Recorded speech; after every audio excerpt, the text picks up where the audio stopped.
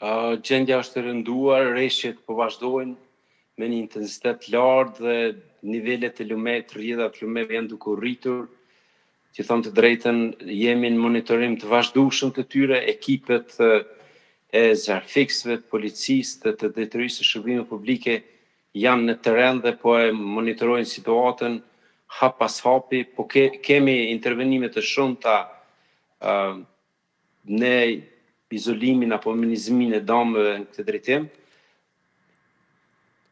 Po thoni që rreziku është duke vazhduar dhe niveli i shiut është ende i njëjtë, pra po vazhdojnë rreshtet edhe lumenjt janë duke vazhduar të rrjedhin jashtë shtratit.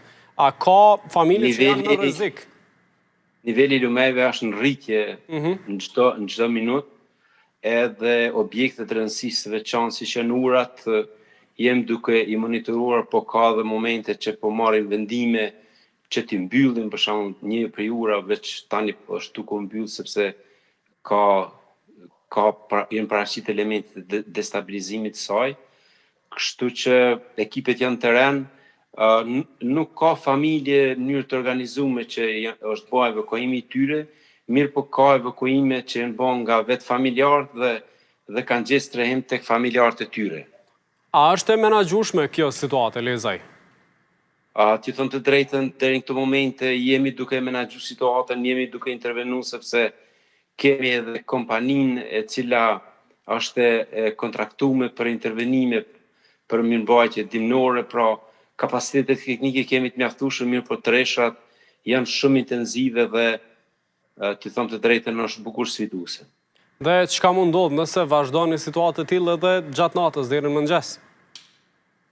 Jemi në terren, të gjitha ekipet e nevojshme janë në terren, po bashkëpunimi është i mirë me qytetarë, sepse edhe ata vetë janë duke, sigurisht janë të shqetësuar dhe janë duke e monitoruar bashkë me ekipet kompetente situatën, për çdo moment duhet të intervenojmë.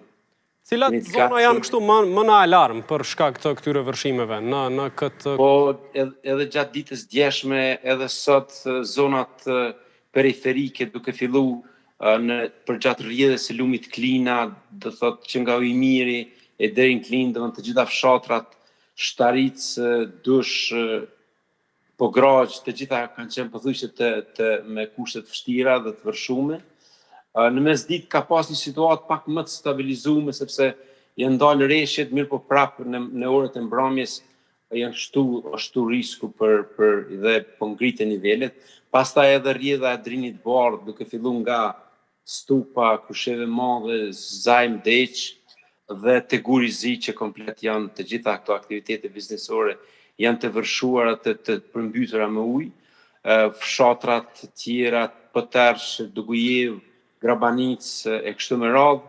Mirë po në orët e mbrëmjes vret një tendencë pak e rritjes nivelit të ujrave në qytet, sepse qyteti përshkohet